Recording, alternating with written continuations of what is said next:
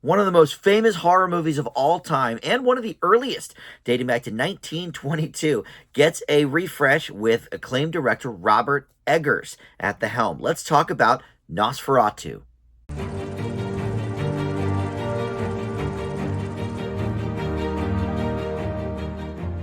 Hey guys, Dan here. This is Dan Reviews It. Welcome to my movie review for Nosferatu. This is in theaters now. It is Robert Eggers' latest film. He has given us The Witch, The Lighthouse, and The Northman. And this actually he wanted to do as his second feature, but he decided to focus on some other things instead, and sort of putting this on the back burner. But this is a passion project for sure, remaking one of the biggest horror movies of all time. Back in 1922, Nosferatu came out, and it's basically based on the Dracula story, but the filmmakers at the time didn't want to pay the rights for the characters of Dracula. They ended up getting sued anyway. I think they had to pay out for it, but in any event, so these characters are slightly different, but all are based on characters from Bram Stoker's Dracula. But anyway, before we launch any further into the specifics of the film and my thoughts on it, let me welcome you back to the channel. If you are one of my subscribers already, thank you so much for that. Love having you guys return to Dan Reviews It. But if you're not,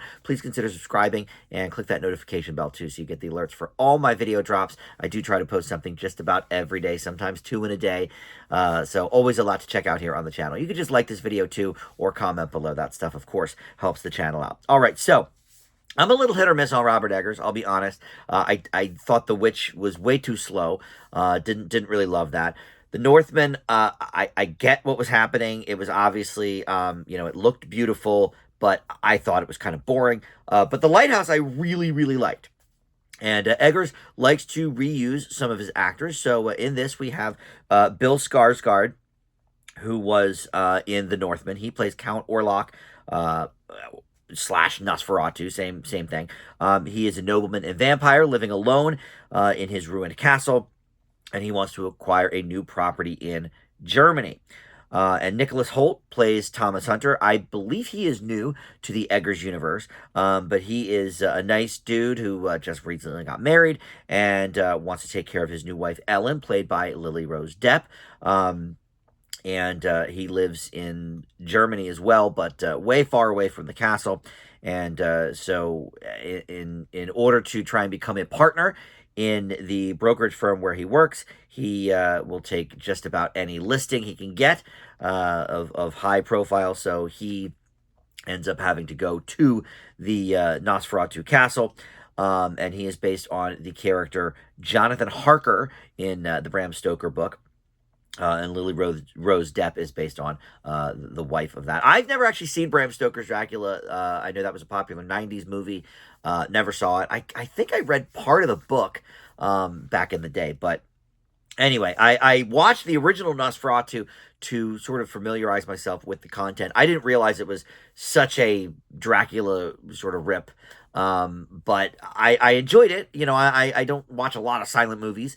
But, certainly there were some maybe things lacking in terms of plot, because it is only about 90 minutes depending on which cut you watch. I watched whatever was on, I think it was Tubi. But this one clocks in at a bit over 2 hours, which is a little overstuffed. But Willem Dafoe is here as well, and he is from The Lighthouse. And I think that's the only project of Eggers that he's done. And Anya Taylor-Joy, who was in The Witch, was originally supposed to play the Lily Rose Depp character, but obviously, her star has really blown up since The Witch, and she was probably busy doing other projects, so we have that. But Willem Dafoe plays Professor von Franz, who is a Swiss philosopher and an expert in alchemy, mysticism, and the occult. Yeah,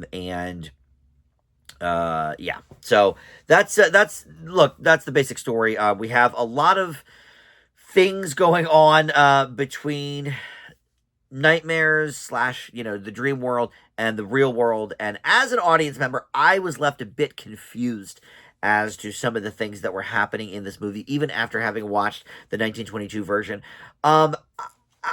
Look, the acting is good here. Let's talk about the positives. I think oh boy, Skarsgård is a creep. Like, boy, oh boy. He played Pennywise, right? In It. Am I wrong on that? So I mean, he's already a creep, but like his demeanor and his speech pattern is really creepy here. So really gets you in that zone. Nicholas Hoult is fine. Obviously he's having a bit of a moment right now. This is, I think, his third movie of 2024. He was just recently in Juror Number Two, the last Clint Eastwood movie. I think he did something a few months ago as well that I saw.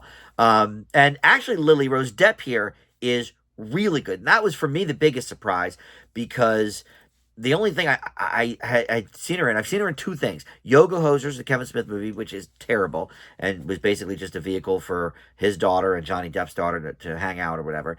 And then I saw her in The Idol on HBO Max, which was the worst show of 2023 by like a clear mile. So I didn't really have a lot of expectations here. But she actually was really good in this movie. So maybe if you give her the right project, she will shine in that. Willem Dafoe was okay. I didn't think he was doing anything differently than he's done, a bunch of other times. For example, I think he was much better in Poor Things, which also has, a very gothic kind of look to it. And, the old world kind of charm or whatever, in that movie. But I don't know. Yeah, he was wearing a mustache in this one. Okay. I think he's done that before. But yeah, so he was a little underwhelming. But in terms of the acting, Lily Rose Depp was phenomenal. And, Skarsgård creepy as usual. And then we have the directing. Eggers, man, whether you like or hate his movies, I think you have to admit he really has a unique take on direction. The muted color palette here in most scenes was right in line with the themes. We're taking place in the mid 1800s in Germany, so yeah, sure, things are going to be a bit more drab.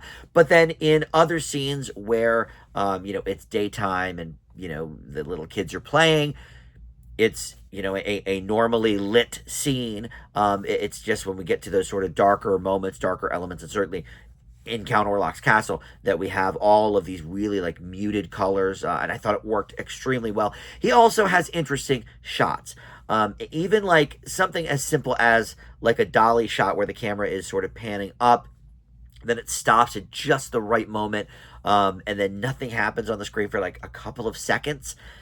And then, you get whatever is supposed to be revealed or whatever.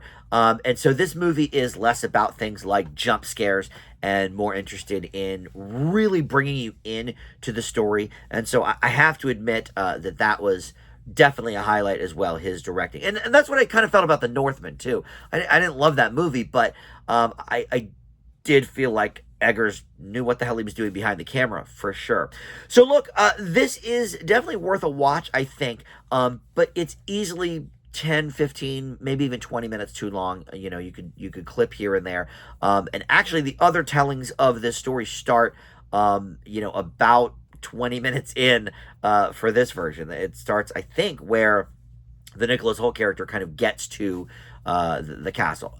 Some backstory was fine. I didn't mind that, but definitely could have been trimmed a little bit. But I think my biggest complaint with it is I thought some of it was a little confusing between the real world, the dream world, and this relationship that Nosferatu has with the Lily Rose Depp character that goes back a ways. How much of that is real, how much of that is in her mind. I guess we're led to believe that it's all real, I guess, but then I feel like some things aren't quite explained, so I don't know how true that is. So I found it a bit confusing. I would have to watch it again maybe to really get the full scope of what was going on, perhaps. But as a first-time watcher, I was definitely left a little bit confused. But I leave Nosferatu with a B. And as comparison, I rated the original 1922 version an A minus.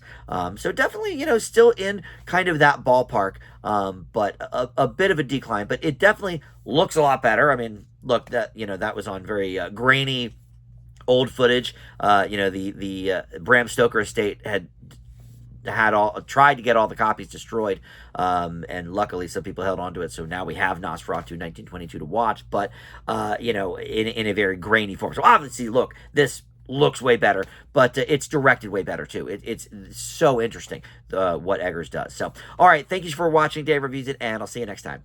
Bye.